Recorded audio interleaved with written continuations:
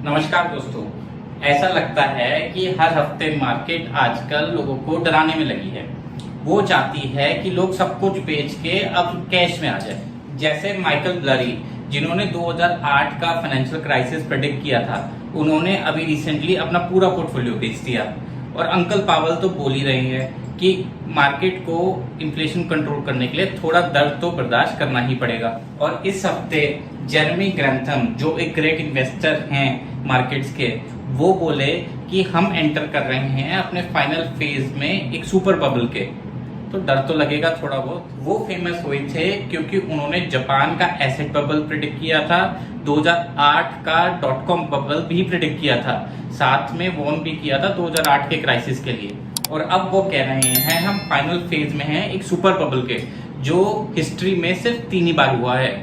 एक हुआ है पहली बार 1929 के ग्रेट डिप्रेशन में, दूसरी बार 1973-74 में, और तीसरी बार 2000 के .com बबल में, जो इनफैक्ट सबसे हल्का था कम बाकी दोनों के मुकाबले। पहले समझते हैं कि सुपर बबल होता क्या है।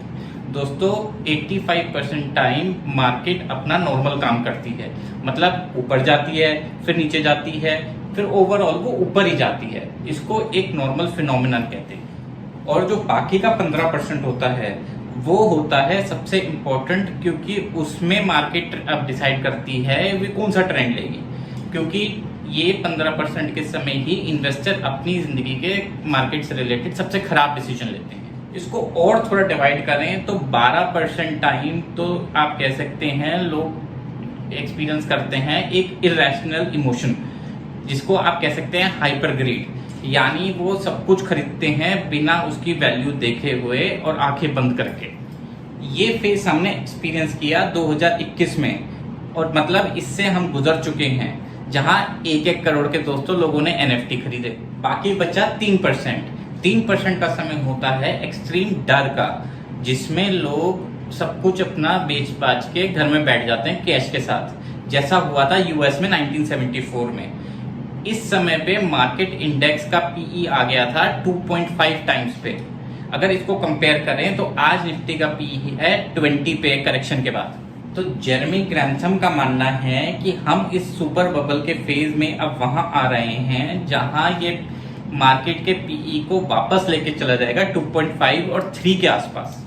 अगर आपको इस बात में इंटरेस्ट आया तो मेरे दोस्तों इस वीडियो को नीचे लाइक जरूर करना, क्योंकि अब हम इसको करेंगे डिटेल में डिस्कस। इससे पहले कि हम आगे बढ़ें, मैं आपको सबसे पहले बता दूं कि ये इंफॉर्मेशन आपको मार्केट में पोजीशन खड़ी करके करोड़ों बनाने के लिए नहीं है, बल्कि ये है आपको समझाने के लिए कि जिससे आपको पता चले कि मार्केट का ओवरऑल नजरिया क्या चलता है और क्या है इसकी हिस्ट्री और पैटर्न। अगर आप आज की वीडियो की इंफॉर्मेशन को समझ जाते हैं तो ये आपको कॉन्फिडेंस देगा आपकी इन्वेस्टमेंट जर्नी पे।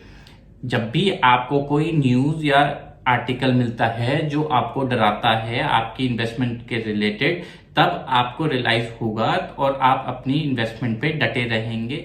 और वही सबसे जरूरी है दोस्तों लॉन्ग टर्म में वेल्थ क्रिएट करने का स्टॉक मार्केट्स के अंदर।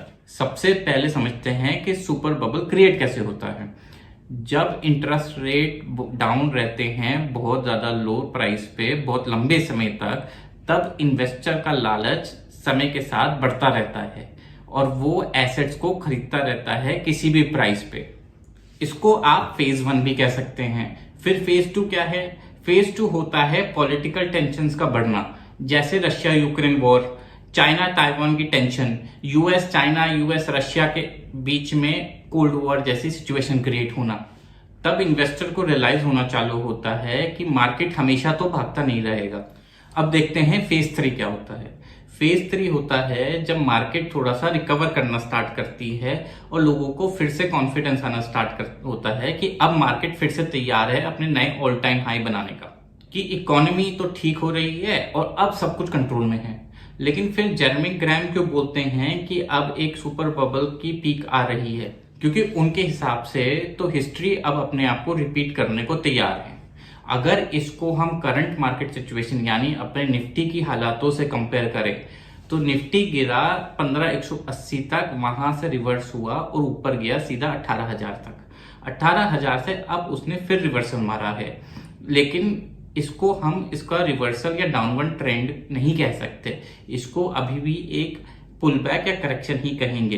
पर जेरेमी का मानना है कि ये सबसे स्ट्रॉन्ग फाउंडेशन है एक सुपर बबल के फॉर्म होने की। ये बहुत ही डिबेटेबल टॉपिक है, लेकिन होता क्या है दोस्तों, जब तक हमारे पास डेटा आता है तब तक मार्केट में हालात बदल चुके होते हैं। और क्योंकि डेटा आता है महीना, 2 महीना, 3 महीना पुराना, और आज की सिचुएशन को समझने के लिए तो एक ही चीज है जिसपे हम भरोसा कर सकते हैं, वो है मार्केट। क्योंकि दोस्तों मार्केट सब बताती है, उसको बस एक सुनने वाला चाहिए। तो फेज 4 क्या है सुपर बबल का? उनके हिसाब से फेज 4 है कॉर्पोरेट प्रॉफिट्स का श्रिंक होना।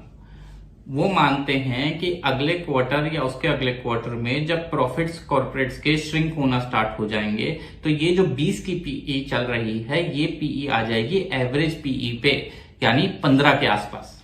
फिर वहां से वो कितना नीचे जाएगा वो किसी को नहीं पता। ऑल्दो उन्होंने ये भी कहा है कि मार्केट यहां से रिकवर तो करेगा, और उसमें ऐसी 2-3 चीजें हैं जो उसे ठीक करनी पड़ेगी बिफोर अपना ट्रेंड स्टार्ट करने से।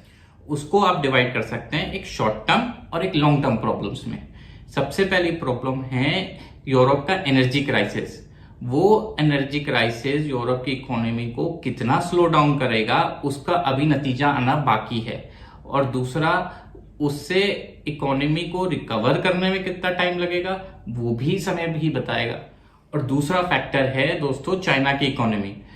चाइना वर्ल्ड की सेकंड लार्जेस्ट इकोनॉमी है, और अगर उसकी ग्रोथ जो अब देखने में आ रही है 0.4% के आसपास रह गई है, उसका इम्पैक्ट तो पूरी दुनिया पे आएगा ही आएगा। और ये हमने आपके साथ डिटेल में डिस्कस किया है, domino effect China US to India के अंदर। और कंज्यूमर कॉन्फिडेंस भी वन बाय वन तो डाउन जा ही रहा है। लेकिन दोस्तों जब से मार्केट बनी है तब से अगर मैं इसकी हिस्ट्री देखता हूं कि ऐसे हालात कितनी बार क्रिएट हुए हैं जब मार्केट में लोग इन्वेस्टर को लगा है कि उसे सब कुछ बेच के कैश में कन्वर्ट हो जाना चाहिए। और आखिर में हुआ क्या है, मार्केट जब भी रिकवर करी है उसने एक नया हाई ही बनाया है। और अगर हम इंडिया को देखें तो जैसे आईटी सेक्टर का डाउन ट्रेंड चल रहा है और प्रॉफिट स्क्वीज हो रहे हैं, क्या उसका इम्पैक्ट और इंडस्ट्रीज पे भी आएगा ये देखना अभी बाकी है। जो मैंने आपके साथ डिस्कस किया था क्या क्या करे इन्वेस्टर आईटी सेक्टर के अंदर में, लेकिन वर्ल्ड के सीईओज भी कह रहे हैं कि हमें रिसेशन की तैयारी तो करनी पड़ेगी। पर इसका क्या मतलब है कि हम अपना घर, स्टॉक, इन्वेस्टमेंट सब कुछ बेच के घर में बैठ जाएं? देखो दोस्तों ये सब बातें लॉजिकल तो हैं, लेकिन मैं आपको बताता हूं कि मेरा अपना क्या नजरिया है इस मैटर के अंदर। लॉन्ग टर्म इन्वेस्टर को इन चीजों से कोई फर्क नहीं पड़ता, एंड में उसने अच्छी रिटर्न ही बनाई है। तो आपका जो 60 साल का वर्जन है ना, उसको इन्वेस्टमेंट्स चाहिए होंगी, सिर्फ स्टॉक्स में नहीं और एसेट क्लासेस में भी। साथ में चाहिए होगा सफिशिएंट कैश, जिससे जब भी मार्केट गिरे तो वो अपनी इन्वेस्टमेंट्स को लॉस में ना बेचे और जब पेशेंट रहे जिससे वो वापस रिकवर कर जाए। क्योंकि दोस्तों आखिर में कैश है तो ही ऐश है, बाकी सब फ्लैश है। और यही एक तरीका है इस आग उगलने वाले ड्रैगन को स्ले करने का। Goodbye, enjoy.